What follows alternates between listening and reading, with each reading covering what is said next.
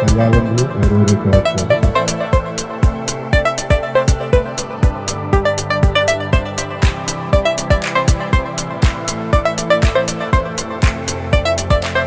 జరిగే ఇష్యూస్ ఒక్కసారి ఎక్స్ప్లెయిన్ చేస్తే వాళ్ళు కూడా వాళ్ళ బంధువులు కానీ బిడ్డలు కానీ అడవులలో ఉన్న వాళ్ళు ఎప్పుడన్నా కాంటాక్ట్ అయితే ఇవన్నీ కూడా ఎక్స్ప్లెయిన్ చేయగలుగుతారు. అండ్ నక్సలిజాన్ని అంతరించి పోవాలంటే రెండు మార్గాలు.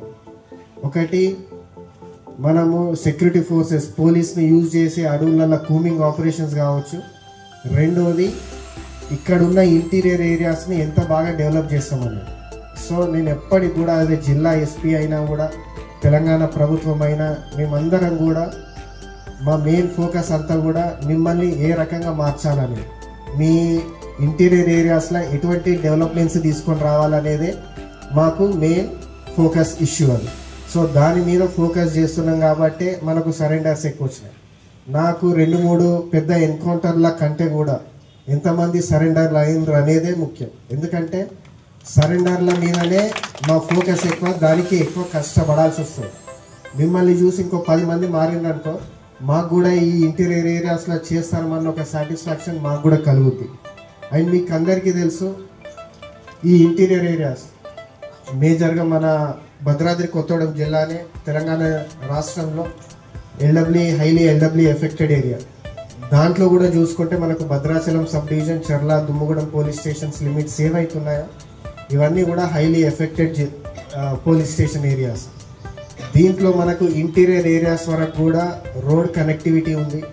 అదేవిధంగా ఎవ్వరు కూడా ఊహించనన్ని డెవలప్మెంట్ యాక్టివిటీస్ ఈ ఇంటీరియర్ ఏరియాస్లో జరుగుతాయి. ఎప్పటికప్పుడు మెడికల్ క్యాంప్స్ కావచ్చు. మా దృష్టికి ఏదైనా వచ్చిందంటే డెఫినెట్లీ 100% మేము దాన్ని సాల్వ్ చేయడానికి ట్రై చేస్తున్నాం. ఇది కూడా ఏఎస్పీ గారు చెప్పినట్టు మీకేదో ఒక చెక్ ఇచ్చి చేతులు అయితే మేము దులుపుకోం. 100% నేను చెప్తున్నాను. మీకు చెక్కులు ఇచ్చినాక మీ జీవన శైలి మార్చే బాధ్యత మాది.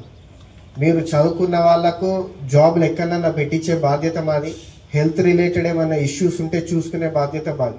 ఎందుకంటే నేను చాలా వరకు నేను చూశాను, కొందరు ఏంటంటే ఫీవర్ వస్తుంది చిన్న పిల్లలకు, ఆ పటేల్ చెప్పిండనో లేకపోతే వీళ్ళు పెద్ద మనుషులు చెప్పిండనో ఒక వారం 10 రోజులు అట్లనే ఉంచి తర్వాత హాస్పిటల్స్కి తీసుకొస్తారు. సో ఇటువంటి అన్నీ కూడా మీరు దయచేసి మా దృష్టికి తీసుకొస్తే అంబులెన్స్ని ఏర్పాటు చేసే బాధ్యత మాది. మంచి హాస్పిటల్, చెర్ల అయితే చెర్ల, లేకపోతే భద్రాచలంలో కూడా ఒక మంచి హాస్పిటల్లో ట్రీట్మెంట్ చేయించే బాధ్యత మాది. అదేవిధంగా లాస్ట్ టైం కూడా మేము మిమ్మల్ని సంప్రదించినప్పుడు కొన్ని ఊర్లలో కమ్యూనిటీ హాల్స్ కావాలన్నారు. దాని తగ్గట్టు కూడా మ్యాక్సిమం ఊర్లలో కూడా ఏవైతే సెంటర్గా ఉన్న విలేజెస్లో కమ్యూనిటీ హాల్స్ను కూడా స్థాపించడం జరిగింది. ఆల్మోస్ట్ లైక్ సగం కూడా ఫినిష్ అయినాయి. దాంట్లో మీరు చిన్న చిన్న కార్యక్రమాలు అవన్నీ కూడా చేసుకోవచ్చు. అదేవిధంగా కొందరికి రైస్ మిల్లింగ్ ఇవి ఎక్విప్మెంట్స్ కావాలన్నారు. అవి కూడా ప్రొక్యూర్మెంట్ చేయడం జరుగుతుంది, ఆ ప్రాసెస్లో ఉంది. ఒక 1-2 నెలల్లో మీ గ్రామాలలో కూడా మినీ రైస్ మిల్ యూనిట్స్ వస్తాయి. మీరు ఎక్కడికో చెర్లాకు వచ్చి బియ్యం అవి ఇవి పట్టియాల్సిన అవసరం లేదు. చిన్న చిన్న యూనిట్స్ మీ గ్రామానికే వస్తాయి. క్రితం 2022లో ఇక్కడ ఏఎస్పీగా పనిచేశాను. ఈ 3 ఏళ్లలో నేను చాలా మార్పులు చూశాను. ముఖ్యంగా 2024 లాస్ట్ ఇయర్ మనకు మంచి రిజల్ట్స్, ఎల్డబ్ల్యూ పరంగా చాలా మంచి రిజల్ట్స్ వచ్చాయి. వీటన్నిటికి కూడా నా గైడెన్స్ కంటే కూడా కింద పనిచేసే ఆఫీసర్స్, స్టేషన్ కానిస్టేబుల్ నుంచి సిఐ, ఎస్ఐలు, అదేవిధంగా ఏఎస్పీ, ఓఎస్డీల కృషి ఎక్కువ ఉంటుంది.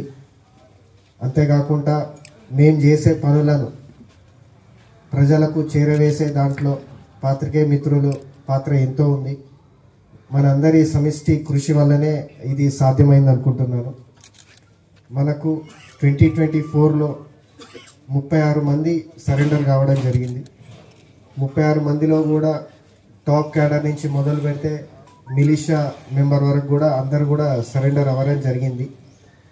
సో ముఖ్యంగా మనం చూసుకుంటే ఏదైతే ఈ సరెండర్స్ అయ్యారో వాళ్లకు వితిన్ 1 వీక్ వాళ్ళకి ఏదైతే రిహాబిలిటేషన్ పాలసీ కింద క్యాష్ రివార్డ్స్ ఏదైతే ఉంటాయో వితిన్ 1 వీక్ 10 డేస్ లోపు వాళ్ళ వెంటబడి ఆధార్ కార్డు తీసుకోపిచ్చి అదేవిధంగా ఒక కొత్త బ్యాంక్ అకౌంట్ ఓపెన్ చేయించి వాళ్ళకు చెక్స్ అనేది ఇవ్వడం జరిగింది.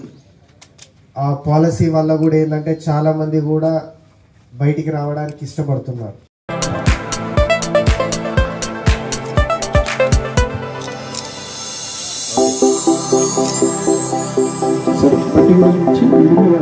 కూడా మారాలని మీరు అందరూ వచ్చి వేరే రాష్ట్రానికి మీరు ఆదర్శం కావాలి. మీరు ఏదైతే డెవలప్మెంట్ కోసం మీ సిద్ధాంతం కోసం అక్కడికి పోయినంటారు కాబట్టి జిల్లా ఎస్పీగా నేను రిక్వెస్ట్ చేస్తున్నాను, మీరు బయటికి రండి. డెవలప్మెంట్లో మీతో పాటు మేము కూడా పాల్గొంచుకొని సొసైటీని డెవలప్ చేద్దామని నేను కోరుకుంటున్నాను. సో నా జర్నలిస్ట్ టీవీ 369 యూట్యూబ్ ఛానల్ను షేర్ చేయండి, సబ్స్క్రైబ్ చేయండి. మీ తోటి మిత్రులకు నా ఛానల్ యొక్క లింకును వాట్సాప్ చేయండి. Thanks for watching.